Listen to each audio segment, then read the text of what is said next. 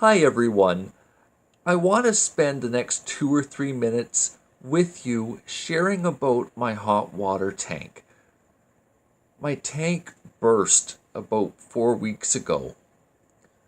This is the third tank that's burst since 2009. It's just been incredible to see them wear out so quickly. So I've invested in a tank that's polymer based. It's more expensive than a traditional tank, but the water is not able to corrode it on the inside and cause it to burst. The only thing that can go wrong with it is the heating element wearing out, and that's a very simple, straightforward fix that's not complicated like the effort involved in changing out the water heater. What I learned in the manual and what I want to share with you is that the tank should be emptied by about 4 gallons or roughly 18 liters once a month. This should be done using the drain at the bottom of the water heater, and it should either go to a floor drain or in your sump pump and not be making a mess everywhere. The reason for this is to flush out the sediment that starts to build in your tank. The sediment is going to be what ultimately kills your water heater. Doing this is going to make it last longer. The why you should do this or arrange for it to happen is so that you won't be inconvenienced with not having the warm water to shower in, do your dishes, wash your hands, etc. Now, I do need to add a word of caution with this. Water coming out of the hot water tank drain is going to be the temperature that the tank is set at. It won't go through the anti-scalding valve. Meaning, if your tank is set at a higher temperature, there's the risk of burning yourself, and you need to do this safely.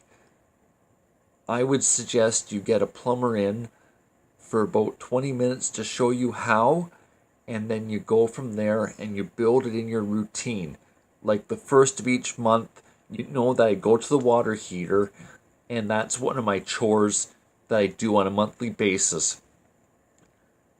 Even if you rent, the incentive is so that you have the warm water to shower with, and won't be doing like me for the past few weeks, warming up water on the stove and having sort of like a sponge bath, the type of shower that I had when I was in the hospital for my hip surgeries.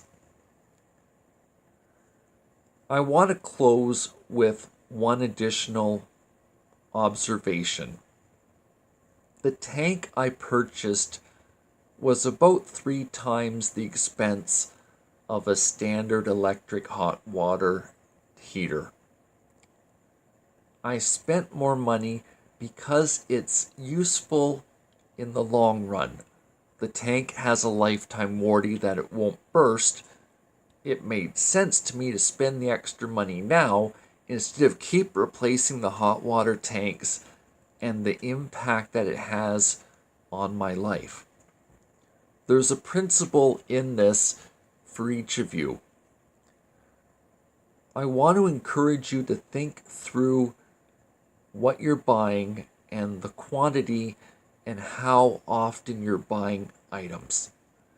Specifically, buying larger quantities tends to be less expensive per unit than, let's say, buying 3 pens. So the cost of 3 pens compared to 20 pens, the cost per pen would be cheaper because it doesn't take that much more effort for packaging and shipping. It's just how things scale. There is a spot for buying small, like you don't need 500 nails or 500 screws for putting a picture up, and that doesn't make sense. But if you can think ahead of time, it might help your money just go just a little bit further and help you have a better quality of life, or have money to go out for a meal with a friend or have coffee with a friend. Ultimately, this is about quality of life and taking control for what you have control over. It's just something to think about. It's a life skill. It may take a little bit of getting used to.